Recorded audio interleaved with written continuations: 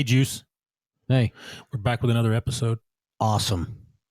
So, overall, how you feeling today? Like 0 to 10? 8.3. Really? Yeah. You're doing that good? No, I'm lying. You looked down and to the right. Yes, I did. Are you right-handed? Yes. Okay. No, you didn't look down and to the right.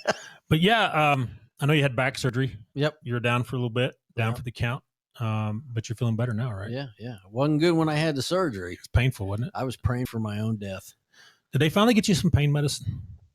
Yes, after the fact. I know I had to bring you some leftovers I had one day. Yeah. This so you could sleep. But yeah. But you were miserable there for a little bit. Yeah, for those 3 days, yeah. I was hating life. Right. I would have rather got shot again. But you seem good right now. Yeah. You've been walking and exercising and all those things. All right, man. Let's get into this a little bit. I'm going to ask a question. Will AI take over the private investigation field? No. Why? Who's going to go out and talk to witnesses? Who's send Mr. Robot out? Yeah, okay. We'll send Mr. Robot out. You can get one of those Chinese robots and send her out. There has to be human interaction, right? There has to be. I think AI will be a tool. It already is. Absolutely. I use it every day for stuff, to find information and those kind of things. Right. But I've seen where people are saying AI is going to take over the world and all this stuff. Somebody said it's going to take over surgery. Maybe one day. Mm-hmm. Maybe. I'll be honest with you. If I want a doctor that's been trained working on me as opposed to some robot or computer program with a robot that was programmed in China. Yeah. What do you think? I don't know if I could let a robot do it. Although surgeons are practicing medicine. Right.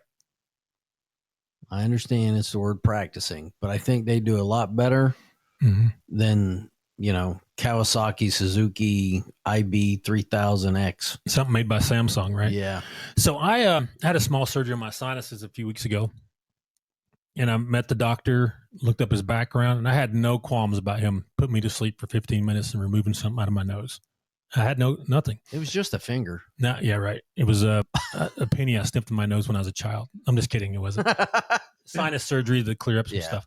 But if they'd have said, hey, we got this machine that's going to do it for you, I'd have had some questions. Nope.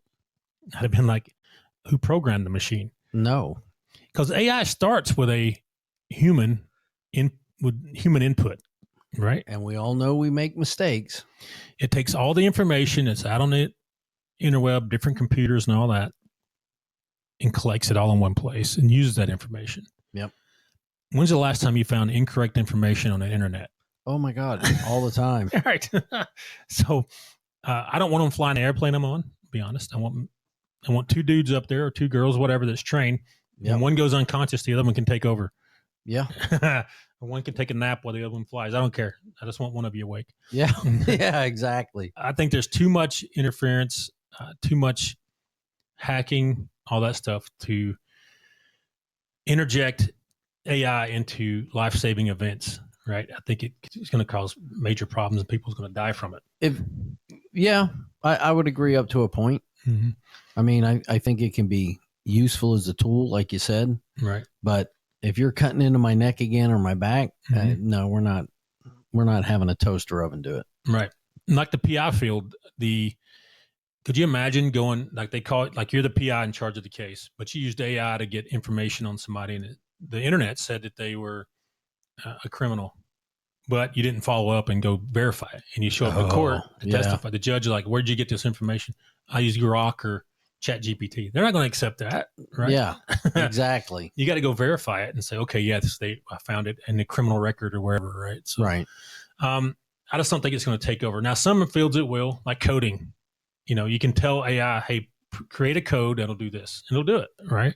Well, now they just had two machines start conversing with each other, and within minutes they came up with their own language, right? And they shut them down. Okay.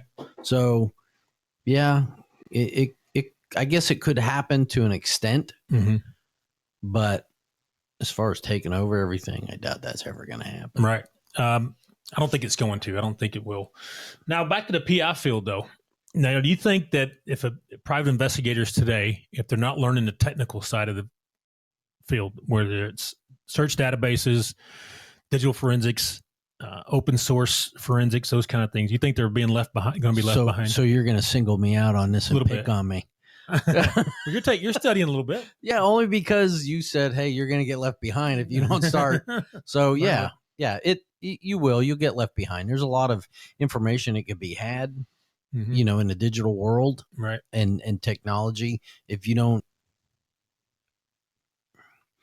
I don't know. If you don't accept it and start learning it, you're going to be way behind the 8 ball, right? So I've had people come to me and they want a job, right? And the database we use to input our cases, our casework, cross tracks. Yeah. They refuse to use that. They're like, here, I'm going to email you my notes and you put them in for me. No, it's not the way it works. Well, if you can use email, you can use cross tracks, in my opinion. Correct. But they were like, I don't know how to use the database. I'm like, everybody, Macky here with ShadowNet Investigations. I'm the lead investigator, and I'm here to let you know that we conduct premium digital forensics. Whether you're looking to recover deleted data from phones, tablets, computers, you name it, give us a call and we can help you out in recovering that data.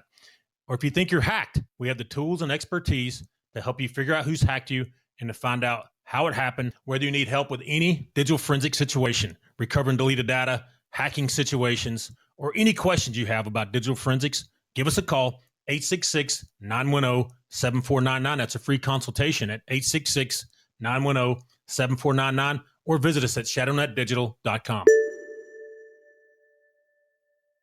Here's the video how to do it. If you can't figure hunt it out, and peck.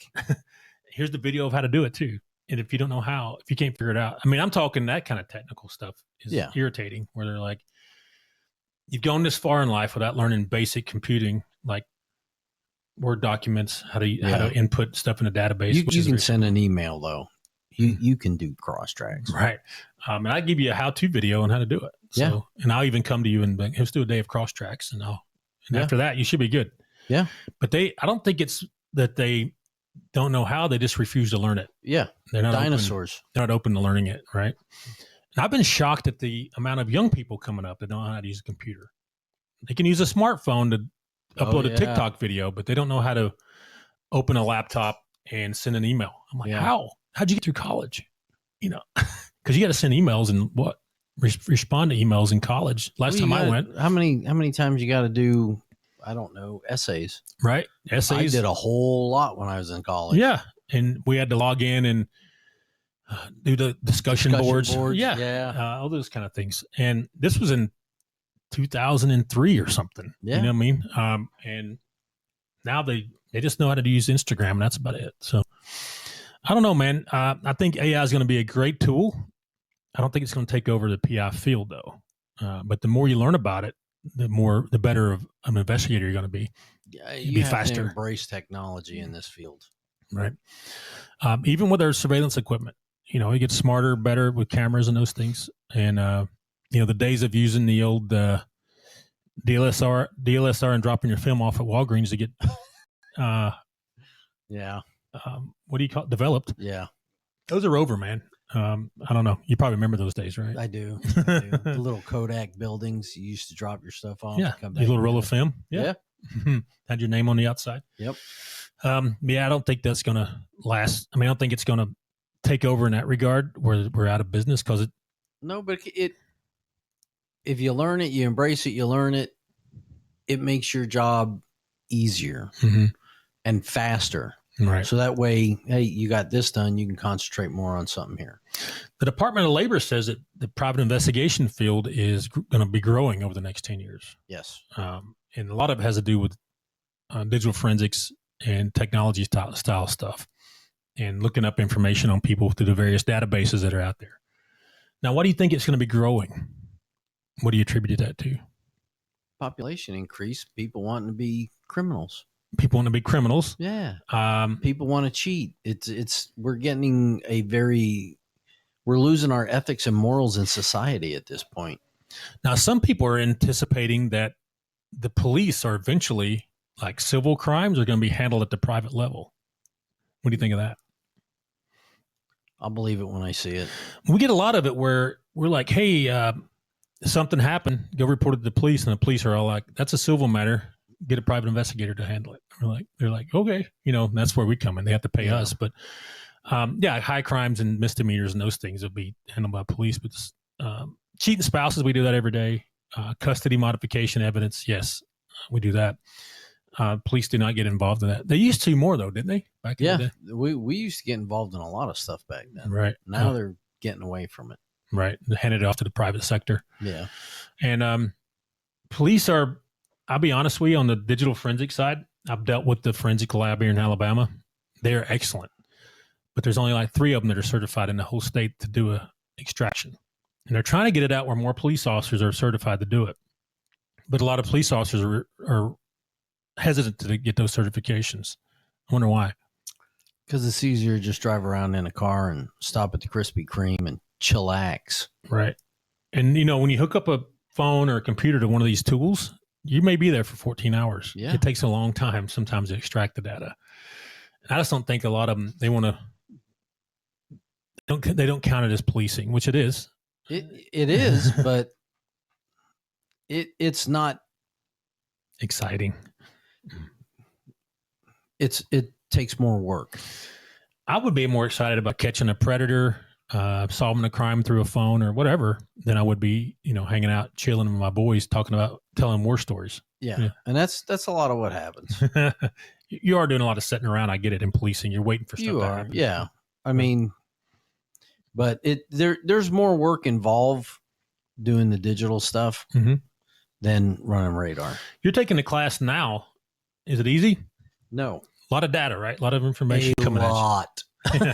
Coming at you fast. And because I am one of those dinosaurs, I have to stop and I have to go look up whatever they're referencing so I can have a basic understanding of what this guy's talking about in this course. What it means, right? Yeah. What a SQL database is. It's taken me double the amount of time because I'm not, other than programming CNC machines and stuff, I'm not a real computer tech savvy kind of guy. You know that. Right.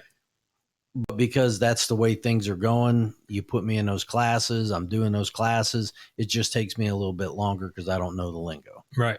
So, okay. But you're learning it though. You're not scared of it. No. You're not avoiding it. No, not anymore. Boss won't let me. Right. But it's good. It's good to, I don't think it's going to take over, but it is good to learn the technology behind it. Absolutely. I think if you don't, you're going to get left behind. The days of just going out and sitting in your car doing surveillance, it's going to happen. But I've got more cases now that involve digital forensics than I do just straight up surveillance. So right. You see all the drives and phones I got sitting around here. Yeah. So that it need to be extracted. So, or some of them are, I just got to get them back to the client. So that's why you demand. You demand. Well, right now it's good because I don't have to pay anybody to do it. I just pay me. Yeah. So yeah, it's time consuming. I'd have to pay somebody. But all right, man, I'm gonna get off here. That was a good one. We'll talk more about digital stuff in the future, but that's all we got for today. Unless you got something. Nope, I'm good. All right, Jus gonna go take a nap. I am. All right.